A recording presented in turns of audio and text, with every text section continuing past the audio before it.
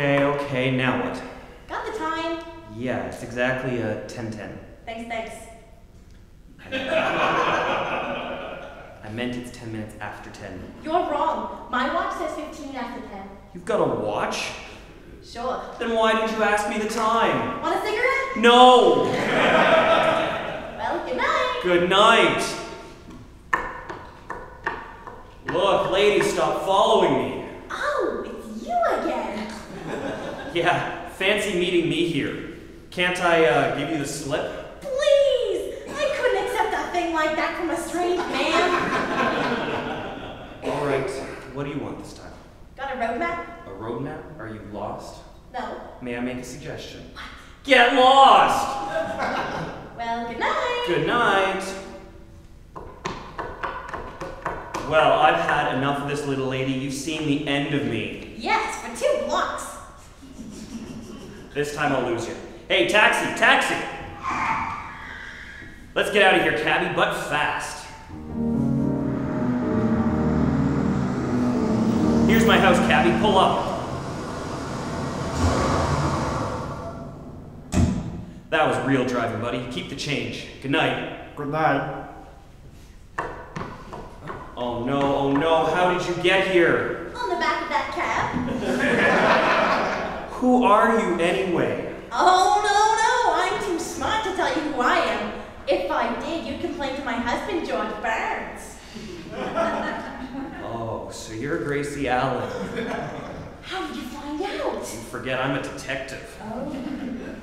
And now I know what the National Safety Council means when they say don't be a Gracie. Oh, never mind that. Are you going to let the butler go? Look, Gracie, there's no butler in prison, and I'm not really Sam Spade. Oh, now don't give me that story about your mother being a typewriter. What? You're not talking to a child. I'm older than I look. Okay, Gracie. I see there's no use arguing with a smart girl like you.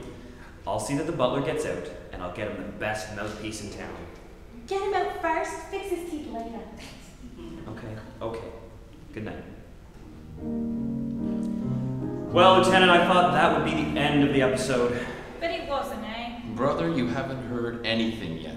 The next morning. Wait a minute, Mr. Burns. Before I listen to any more of this story, I'll have to send out for some aspirin. Here, have some of mine. Hey, how come you walk around with your pockets full of aspirin? I'm married to Gracie Allen. Let's see if I've got this straight so far, Burns. Your wife listened to Sam Spade's program, thought he was really sending an innocent butler to the chair, and started hounding him. That's right, Lieutenant.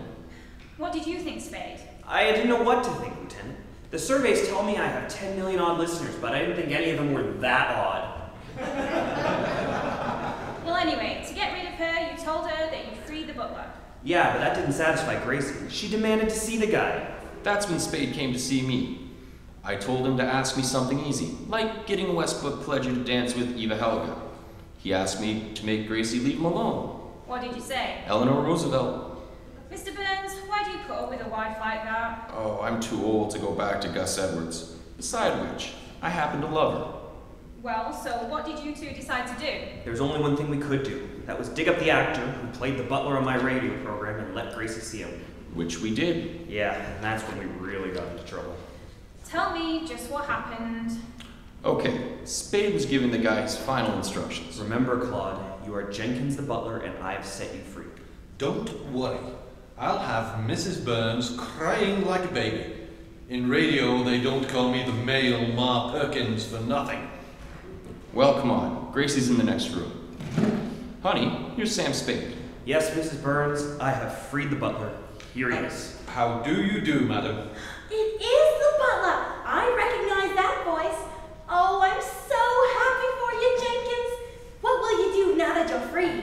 I shall return to the home of my youth. Where does your youth live? I had reference to my birthplace, madam. Dear old England. I shall go back there to regain my health. Really? Yes, America is nice, but I'll take Liverpool.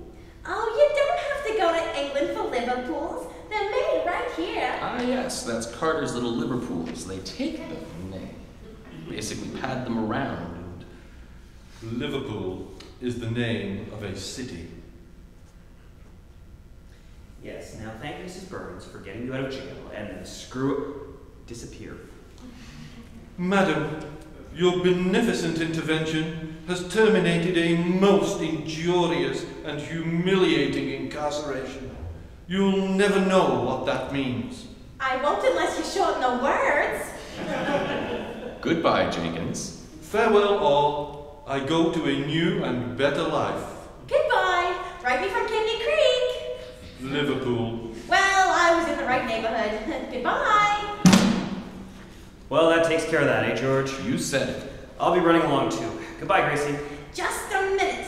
Now look, if the butler didn't murder Mr. Benson, who did? Huh? You proved that his wife and daughter didn't do it, and there was only one other person on the scene, so he must be the murderer. Who? You. Me. Confess, Sam Spade, you murdered Mr. Benson. But I had no motive. Then you did it with something else. Look, Gracie. We just... Hand me my lipstick, George. I'm gonna give him the 3rd degree. Lipstick? I want to look nice when he shines that bright light in my face. You're supposed to shine the light in his face. Oh, well then give him the lipstick. I'm getting out of this madhouse. Goodbye.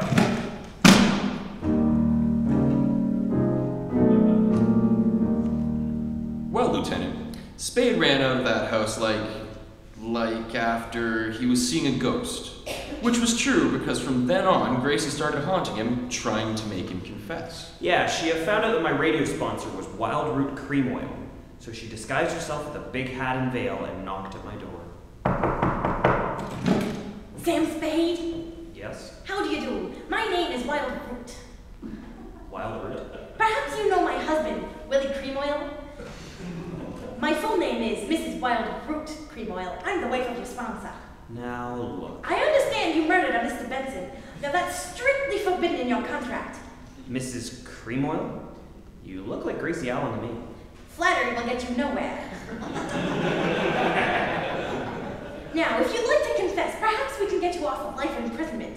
And when you come out, you could take over your program again. Gracie, I did not murder Mr. Benson. Go away.